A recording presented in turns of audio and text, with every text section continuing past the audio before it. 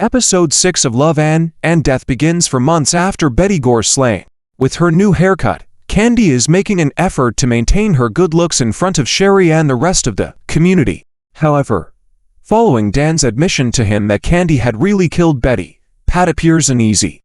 Candy is dropped off by Pat at the door, and Robert picks her up to go to the jury selection. Candy imagines what Texas jails will be like when she is surrounded by people inside the courtroom. As she travels there, both the defendant and the prosecution address the jury before the jury is chosen. Don flips the script on the investigation and declares, in front of the public, that Candy did kill Betty, but he claims that she did so in self-defense.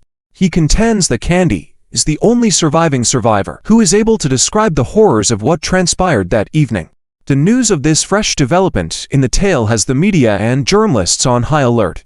Ron, the pastor of the church, is persuaded by Don to support Candy and stand by her. He requests to testify in Candy's defense in court and asserts that God is also on her side. Later that day, Betty's father calls Allan to try and understand the self-defense Candy's side had in court. As she tries to keep the specifics of the case from her husband, Candy and Pat are having a difficult time at the Montgomery home. Just then, Candy receives a visit from Jackie, her old pastor. She is inconsolable about Candy's protracted deceit of her. Candy begs Jackie to trust her and to support her, but Jackie severes all links with her and departs. Judge Ton and Don argue angrily about Don's public interviews surrounding the case on the day of the hearing. Don is informed by Judge Ton that he will be sentenced to 24 hours in jail and a $100 fine for contempt of court at the conclusion of the case. Don is furious about the choice, but chooses to remain silent in front of Judge Tom. Allan is asked to take the witness stand first by the prosecutor, and is asked to describe the events from his perspective. Allan is questioned by the prosecutor regarding his liaison with Candy, and whether Betty was possibly aware of it. Allan claims he was unaware of Betty's knowledge. Don seizes on this assertion and grills Allan regarding Betty's actions prior to her death. During the Don interview, Allan gave a testimonial that painted an unfavorable picture of Betty. Don contends that Allan and Candy were just friends who enjoy each other's company, not lovers. He asserts that Candy had no justification for killing Betty out of envy. He basically agrees with Allan, which enrages Betty's father. Allan allegedly broke his promise to Betty when he cheated on her. But Allan's father maintains that Allan stuck by when he decided to disparage Betty in court. He thinks that since Candy was the one who killed Betty, Allan may have merely assisted in the murderer's escape. The father of Betty questions why Allan does not seem as affected by Betty's passing as he ought to be. Sherry is still defending her friend even if the entire village is speaking poorly of Candy. When Tat nags Candy about not letting him in the courtroom during supper, Candy snaps at him. In the subsequent sessions, neighbors who discovered Betty's body and churchgoers who encountered Candy after the tragedy both testify as witnesses. Candy keeps a straight face as they describe in court the graphic murder scene and what happened afterwards.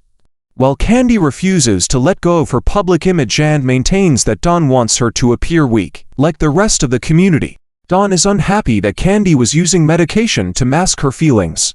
Don is of the opinion that the jurors must connect with Candy and regard her as a fellow human being. If Candy wants to get the jury's support, she will have to cease taking the drug.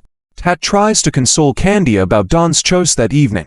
Candy queries Pat over his thoughts following Don's disclosure of Candy's involvement in Betty's death. Given that Betty was much larger than Candy, Pat is thankful that she survived the tragedy. Candy may be weak, but she's desperate to appear strong. As the prosecution and Don cross-examine the officers who investigated Betty Gore's murder at the second hearing, Ron is doing a good job of representing Candy in the media. Don makes the argument that Candy did not plot the murder because she left behind a highly untidy crime scene that was full of her fingerprints and additional evidence. After the second hearing, Don is convinced that the pathologist who performed the autopsy on Betty's body was saved by the prosecutors in order to frighten the jury and present Betty in the worst possible light. Candy taking medication before the hearing upsets Don because it makes her less vulnerable than he would want. The pathologist describes the horrifying wounds on Betty's lifeless body at the ensuing hearing. The jurors was stunned when the pathologist testified that half of Betty's face is little more than a pile of tissue and blood. Additionally, he notes that Betty's injuries may have been classified as pre- and post-mortem, and that Candy violently beat Betty 40 times while she was still alive and once after she passed away. Don makes every effort to refute the pathologist's testimony, while asserting that self-defense cannot be ruled out. As the defense rests, Judge Tom requests that Don call Candy, the defendant's first witness. Since Candy is taking medication, Don begs Judge Tom for some extra time, but the judge only grants him 10 minutes.